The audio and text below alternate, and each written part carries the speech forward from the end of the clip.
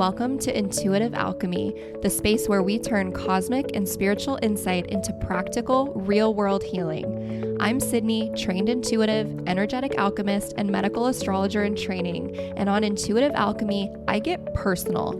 We don't do surface level here. We go deep. No fluff, just the energetic shifts, raw stories, and grounded practices that actually change your life and activate your personal power. Now let's get into it. Hello and welcome back to Intuitive Alchemy. We're here for this alchemy hit today. Supposed to be a mini episode, but as we know, I can have trouble keeping things brief. And as I promised in the last episode, if you did not listen to the last episode, I would recommend pausing this and then going back to that most recent. It's episode 20. It's about the most harmful lie or myth that is told or taught within the manifestation community. And I'll just give a quick little briefing on what the lie is. And the lie is that we should push away, repress, suppress, ignore our unpleasant emotions like sadness, grief, anger, whatever, loneliness, whatever emotion you feel is unpleasant.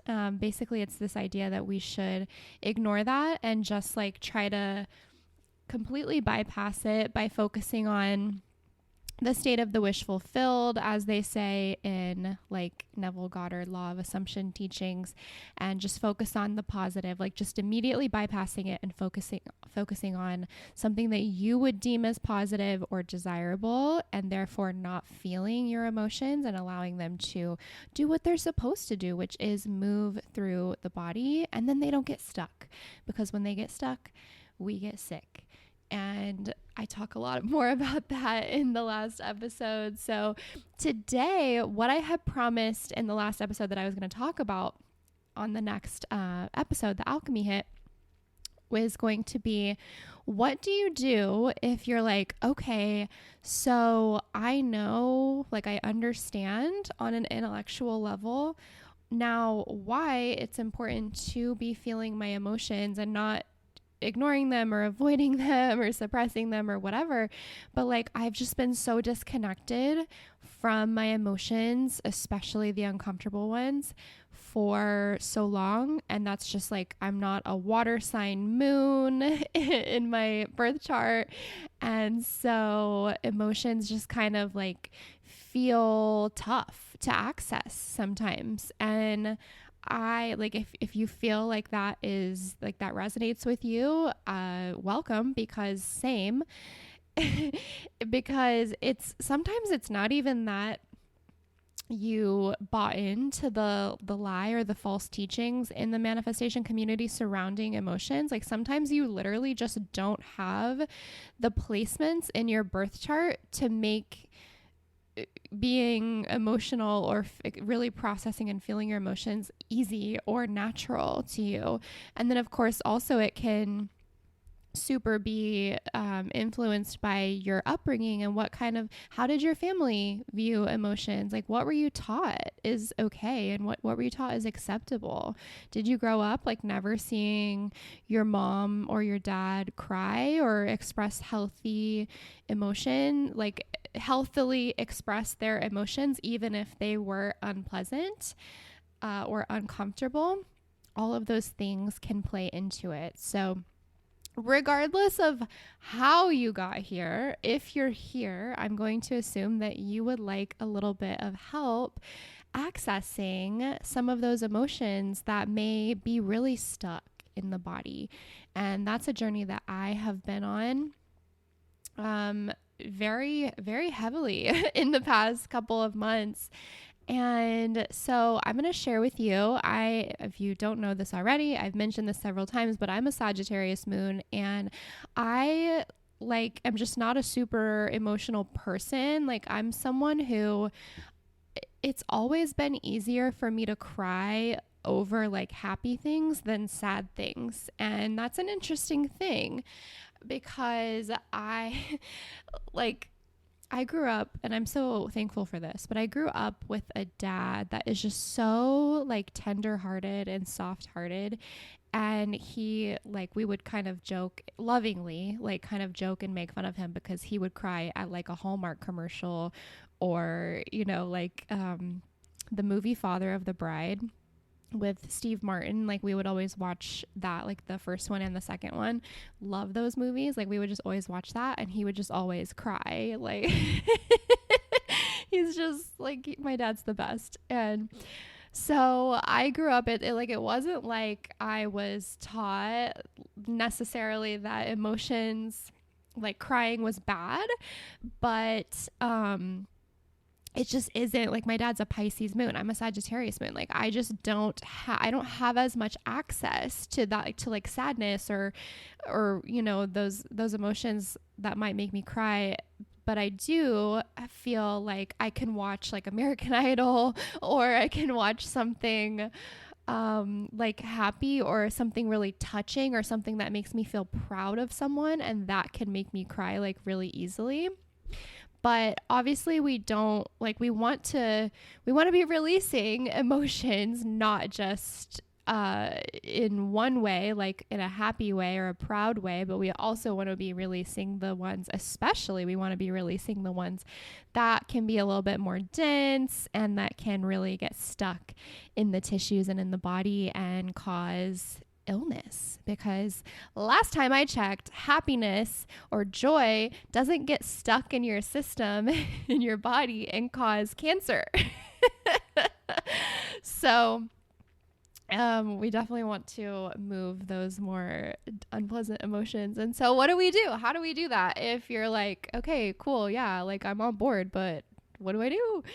I'm going to tell you just some things that I personally do, and I'm not saying that they are like the only thing or that they're even necessarily the best thing, but I'm just going to tell you what I do and what I have noticed has happened for me and my experience with it. So, okay, first thing I'm going to say is movies or shows. And this is actually funny that I'm saying this now, because for as long as I can remember, I've always been that person that's like, oh, I am not, like, if I know something is sad, or if I know something ends in a sad way, like a movie or a book or whatever, I would literally actively avoid it.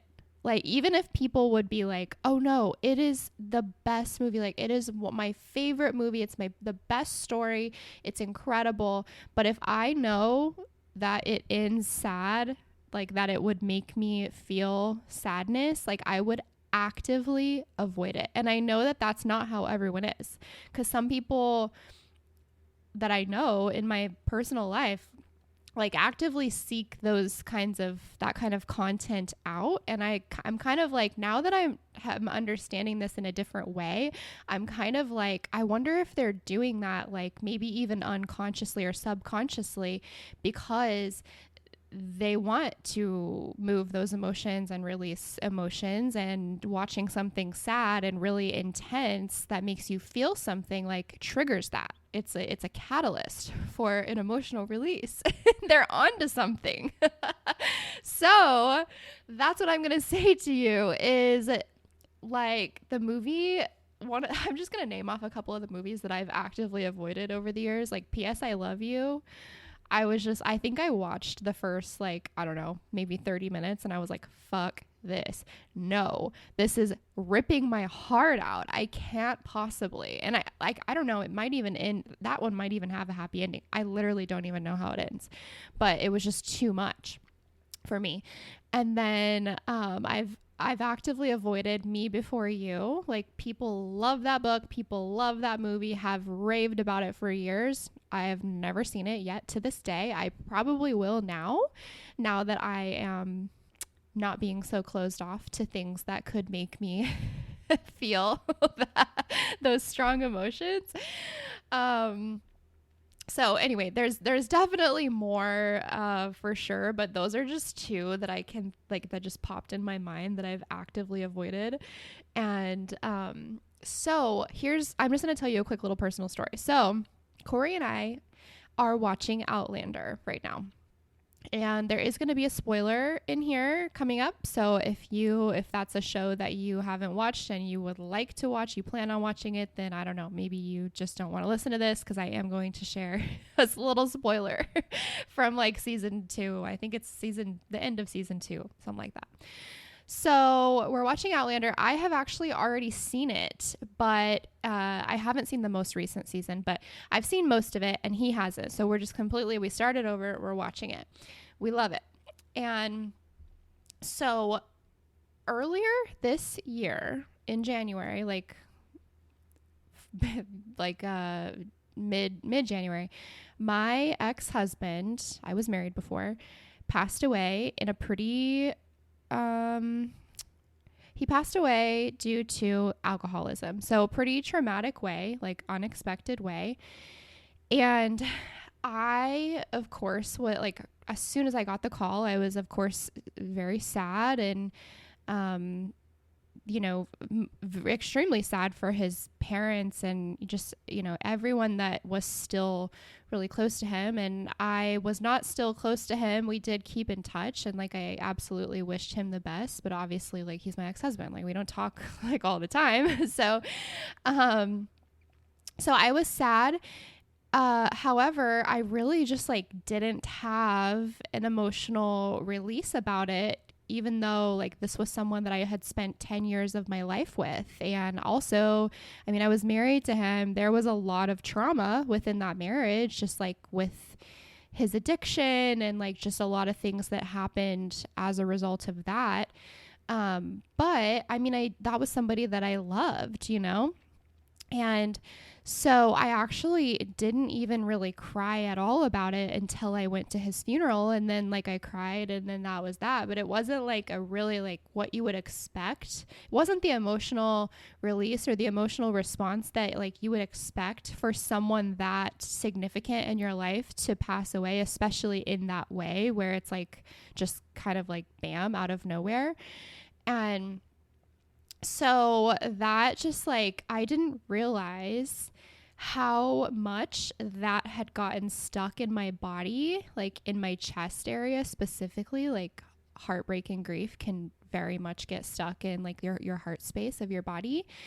And so as I've talked about, I've been doing the workout, which somatic exercises every single day. I do them, and I am on the heart space area where it is literally focusing on doing gentle somatic movements to help you release grief and heartbreak that's stored in your body and in your tissues. And so I'm in this phase of this course. Corey and I watched the episode of Outlander where Frank, Claire's first husband, who they weren't still in love or anything. They were I think they had already been divorced too, they were about to get divorced, because they just had fallen out of love. Claire is in love with Jamie in Scotland in the 1700s. She just cannot get past it. Her and Frank have totally drifted apart, but he gets in a car accident and he dies unexpectedly. And that just seeing her emotional reaction to his death and how she still had so much love for him, even though she wasn't in love with him, and she wanted to end the marriage, and she was in love with this other person. She had moved on, emotionally. She obviously still didn't want Frank to die, and she that never would have been what she would have chosen. And so we're watching that, and I just start to feel okay, I'm going to cry here. And so it starts, the tears start coming, and I'm realizing in real time that this isn't just I'm not just crying because the scene was sad, which the scene was sad, of course, but I just instantly knew that this was not just because I was empathizing with Claire. This was because this is my own, this is triggering something within me that I these same kind of feelings that I personally have felt or didn't feel, rather. That's kind of the problem. So I, after that, had like just allowed myself to have like a full cry, just a full like kind of bawl for a little bit, however long, I don't know, however long I needed to. And that just got me thinking, like, okay, are there any other times when something like this has happened where I start crying because of something I'm watching or listening to or reading or whatever, and then I just like, it's not even about the thing anymore. Now it's about, I'm just, that got me to feeling my own feelings. Like it released and activated my own feelings. And the answer is yes, that has actually happened to me a lot whenever I think about it. The like one other super significant time that I can think of that this happened was the show From Scratch on Netflix. It's like a mini series and it's based on a book. Like it's based on a true story. It's like a memoir. And holy shit, you guys. Oh my gosh. If you haven't seen it, like I do totally recommend it. I went in totally blind and I didn't know that it was going to be so sad. I thought it was just about like a girl that marries a guy from Italy and like he moves to the States with her and they're just like, he's a chef. And like, I just thought it was a cute little, like, this is our life. Like, this is our story. Well, I'm not going to give any more information away about it, but it ended up being like, oh my God, just absolutely heart-wrenching. And I like cried probably harder than I've ever cried in my life from that. Just like crying so hard, I could have thrown up probably, like hyperventilating, crying so hard for hours, like hours after that was over. I was still just like continually crying. And that was also during a time when I was healing from the greatest heartbreak that I've experienced, from the greatest, or the worst, like most sad breakup that I had experienced, which I've talked all about that on the podcast. So if you're curious, then you can go back and listen. But,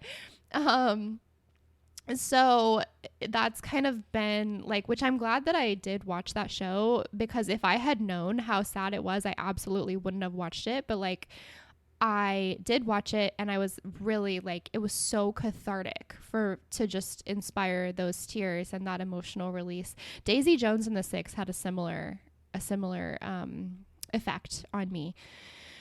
I love that show so much.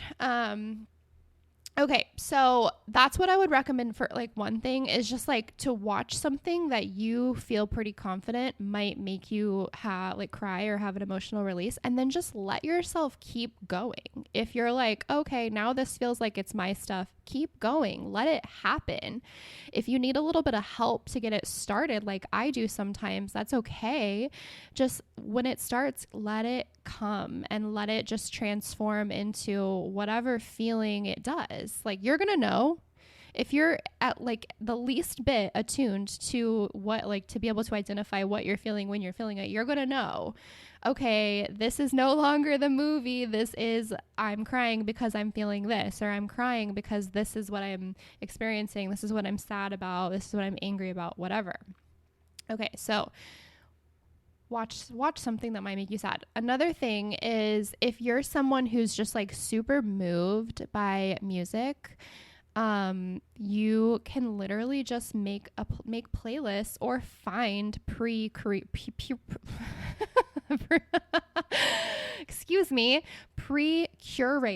playlists like on Spotify or Apple that other people have made for whatever emotion you want, whether it's sad, like, oh my gosh, there's so many like sad girl summer playlists or sad girl whatever playlists that people have made. Taylor Swift obviously is like the queen of some heartbreak songs or breakup songs or whatever, if that is what gets you. Lana Del Rey has some good ones, some like really moody kind of, yeah, her stuff is good.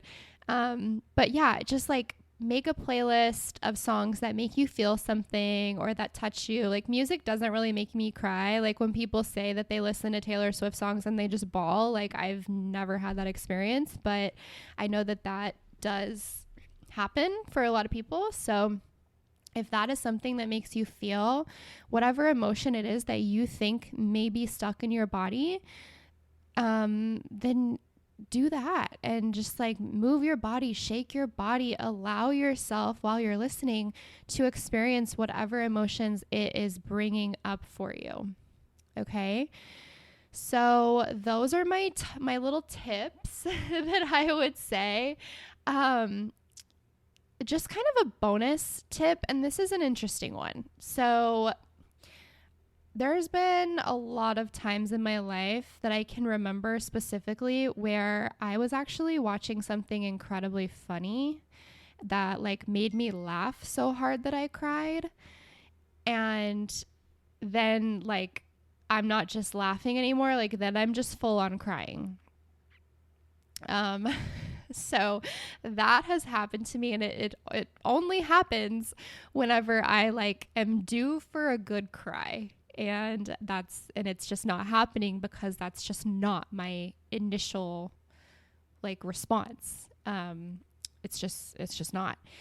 And like some people can cry like at the drop of a hat, and I just like have never been that way. So it's like it's like the body is so intelligent. It's like it knows once I get to that like kind of point where I'm just kind of like, okay, we got to have a release. Then if something makes me laugh super hard, then I'm just like, oh, okay, I laughed and now I'm just crying. And that can be like it can be kind of confusing. Like the first time it happened to me, I was actually incredibly like, what the fuck? I was watching, this is so random. I was watching Impractical Jokers, like the show, and which I know some of those guys are like really problematic now after some things that are coming out, but the show's funny. And so I just remember like watching it, and one of the pranks that they pulled on each other was hilarious. Like it just like struck something with me, and I thought it was like the funniest thing in the world. And so I'm laughing so hard that I'm crying, and then I'm just full on bawling, like no more laughs. So I know that if that's something like totally foreign to you and you're just like, okay, that's never happened to me, you're a psycho, like, okay, well, that's just, you're gonna have to just think that, because it's happened to me like two handfuls of times in my life. And so if that, you know, if the sad movie or the sad music or whatever doesn't work for you, maybe just try something that makes you laugh so hard that you start to cry, and then just keep crying if that is what feels like the natural response. So again, this is not like I know there may be like way better advice from other kinds of professionals, but this is personally what has worked for me on several different occasions, whether it be like it's always happened completely unintentional up until now, when I now know that that is a good, very good and reliable method for me to release emotions. So now, like moving forward, I will be doing this on purpose and it won't catch me off guard, because I'll be like, no, I chose this movie or I chose this show or whatever intentionally, because I knew that I needed to have a release and I needed to like get some things moving. So